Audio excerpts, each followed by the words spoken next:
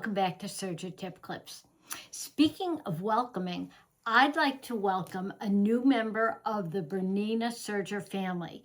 This is the L660 dedicated 4-thread overlock machine. It has a slightly smaller footprint than the L8 series. It measures about 13.5 inches across by about 11.5 inches deep.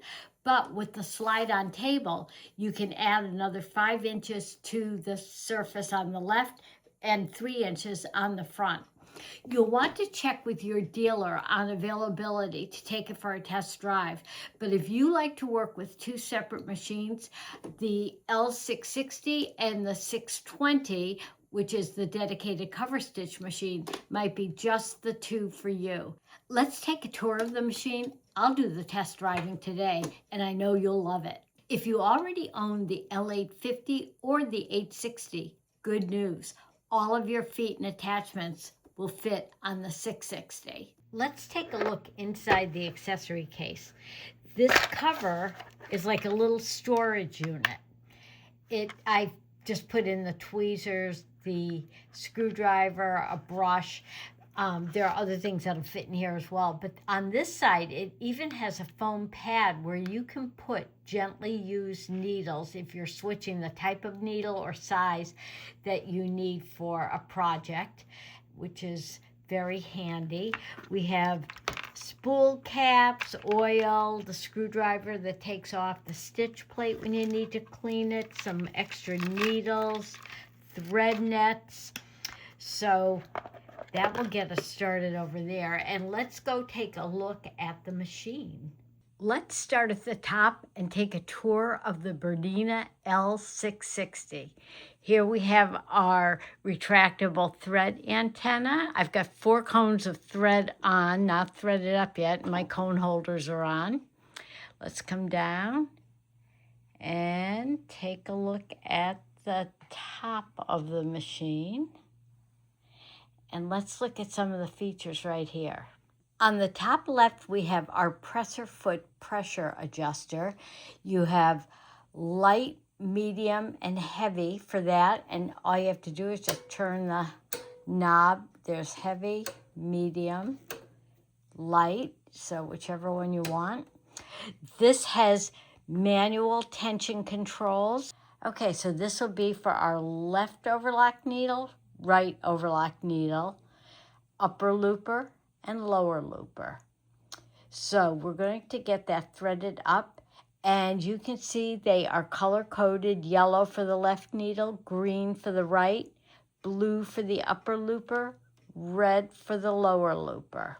Looking at the right side of the machine, we have the stitch length dial, maximum stitch length of 4. It'll go all the way down to 1, and the R on it indicates rolled hem lengths, although that's variable depending on what you're doing. This is our differential feed adjustment. It starts at 0.7 and will go all the way up to 2. Our hand wheel. And if I drop the camera down a little bit, here is the plug for the foot control, and I'm going to talk about that in a minute because it does something very cool. So let's go around to the front of the machine and take a look.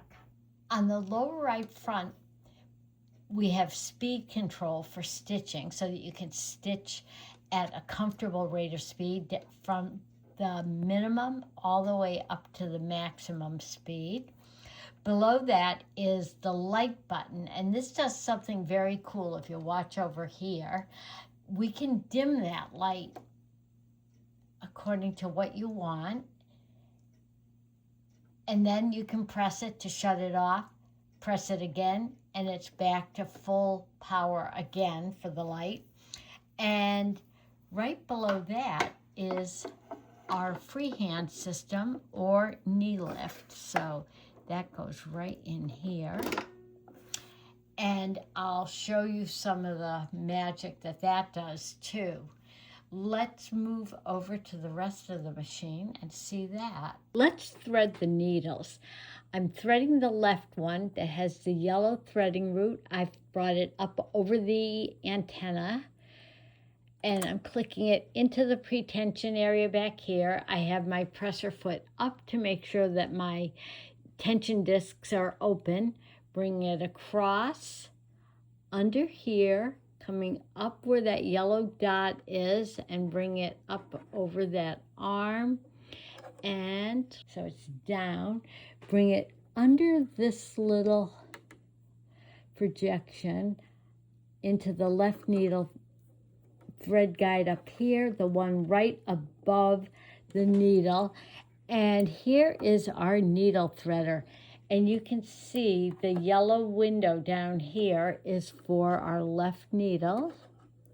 So let me grab my thread. This is wonderful when you're working around a camera.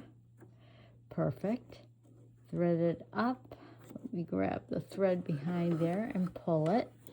And now let's do the same thing with the right needle. I've got it through the antenna, clicked into my pretension area, bring it over under this, following the green dot for that threading route, coming down under here into that right needle thread route, thread guide down here.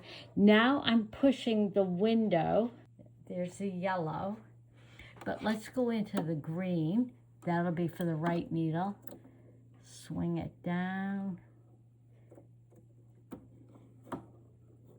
Fantastic. Okay, so our needles are all threaded. Since we're looking at the needle area, let's look at the presser foot also. All of your L850 or L860 feet are compatible with this L660 machine. So if you have a lot of those feet, they'll snap right on this and work perfectly. Now, I've got the presser foot up, and the lever that drops it is behind the machine in the typical place. This has that pivot feature, which is fantastic if you need to get at something under the presser foot, and you can lift the toe of it a little bit. And I'm going to take this off. Let me put the foot back. There's a button in the back that will release the presser foot. I'll put that off to the side. Now, the feed dogs are up. If I use the freehand system or the knee lift for that, for lifting the presser foot, you can see the feed dogs drop down. This is a great feature on both the L660 as well as the Cover Stitch L620 machine. It makes it very easy to get thick, bulky, or lofty fabrics under the presser foot. Also, if you had a delicate fabric that you were using, you could get that underneath the foot without it rubbing against the feed dogs at all.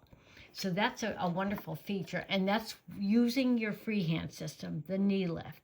Let's snap on the presser foot again and continue our tour. Okay. We have a generous trim bin on the front of the machine. To lift that off, to get at air threading for the loopers, grab that lower right corner, pull it out. You'll feel that magnet, pivot it, and lift it off. Very easy.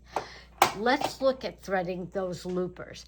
This is the port for the upper looper. This is for the lower looper. When I turn this dial to close the air threading tubes, watch this area. A light goes on. This is a great feature if your sewing area has lower lighting, or maybe even if you're using a darker thread. I've pulled enough thread for the upper looper. It's up through the antenna, clicked into the pretension area, and this is operated with the foot pedal, and it's almost silent. The first time I tried it, I wasn't even sure whether it worked because it was so quiet. All you have to do is hover that thread over the port. My upper looper is threaded. Let's do the same thing for the lower looper. It's already through the pretension area. I've pulled plenty of length, and let's thread up the lower looper. Amazing. here we are, all threaded up and ready to go. Now, before I put the trim bin back on, I just want to point out a couple of other things. I'm going to unlock the air threading tubes, because if you don't do that, the trim bin won't go back on. This has to be back in the O position. A few other things that I want to point out. This is our rolled hem selection lever. On O for overlock, you can see that the stitch finger is active and will widen out the stitch. We can turn that to R or pull it back to R, and the stitch finger is retracted and disappears, and that's what gives us that beautiful, narrow, delicate rolled hem stitch. Below that is the MTC dial. I love this for total stitch control. This is the micro thread control. On 0, that is the neutral setting that it is on most frequently. But if you're working on a very fine fabric or a single layer, you might want to snug up those looper threads a little bit. You can turn it to the minus numbers, -1 or -2, depending on what's going to give you that perfect stitch on the edge of the fabric. On bulkier fabrics, you can turn it to the plus numbers, 1 or 2, and that just feeds a little bit more looper thread per stitch for you. I particularly like the +2 when I'm doing reverse flat lock ladders, because it really gives me enough width to weave extra ribbons or fibers under those ladders. That's a decorative technique that I love to do. This big wheel down here is our cutting width and stitch width dial. The narrowest is on 5. When we bring it up to 6, we have a very precise 1/4 inch seam allowance. And up to 9, it's the widest stitch in the industry. So it's great. It's a beautiful, beautiful overlock stitch. So, and that controls both the stitch finger and the knife simultaneously, so that when we turn that dial, you can probably see the stitch finger and knife moving left or right. That means that our knife is always in the precise, correct position to trim the fabric for the exact stitch width that we have selected, which gives us that, again, total stitch control. Let's put our trim bin back on, and there is a little indentation here that this fits into.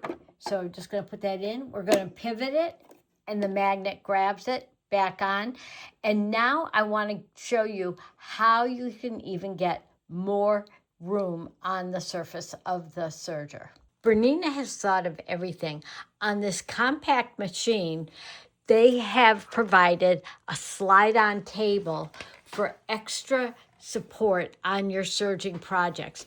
There's a slot that this hook fits into on the back corner. You slide that in, pivot it, click it in, and now you've got an extra, let's measure it, 5 inches of space. And also in the front, we've got another 3 inches of space. So they've really thought of everything to make this compact little machine a real workhorse. I think it's time to give it a test drive, so let's do that next. I'm going to start with a 4-thread overlock. All the tensions are on the default setting of 4. I have my stitch width on 9, so you'll see that gorgeous 9mm overlock stitch. Stitch length is on 2.5 and differential feed is on 1. This is a very stable woven fabric. Using my freehand system to drop the presser foot. Let's give it a go.